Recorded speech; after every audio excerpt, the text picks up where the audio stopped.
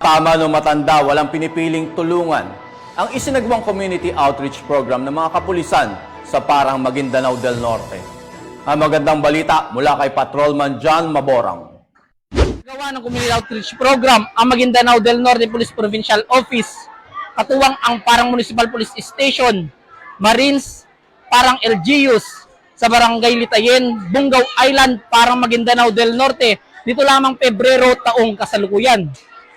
Ang naturang aktibidad ay pinungunahan ni Police Colonel Sultan Salman Sapal, Provincial Director ng Maguindanao del Norte Police Provincial Office, Police Major Christopher Cabugwang, Chief of Police, Parang Municipal Police Station, Marine Battalion Landing Team 2, Kaharpi, Ibay, Municipal Mayor ng Parang, at iba pang mga ahensya ng gobyerno.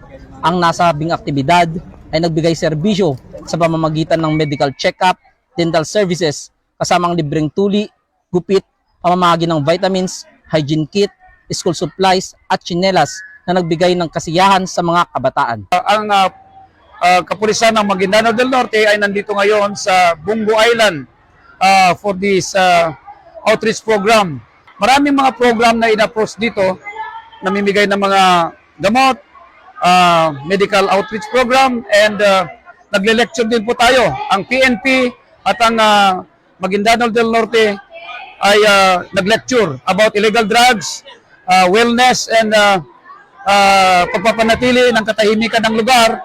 So, makikita nyo talagang pinagmamalaki natin na itong Bungo Island ay isa sa mga tourist spots, no, ng Maguindanao del Norte. Kaya nakafocus po ang ating gobyerno dito kung paano maging maganda ang lugar ng Bungo Island. Magandang hapon. Andito tayo ngayon sa Barangay Litayen, Parang Maguindanao del Norte.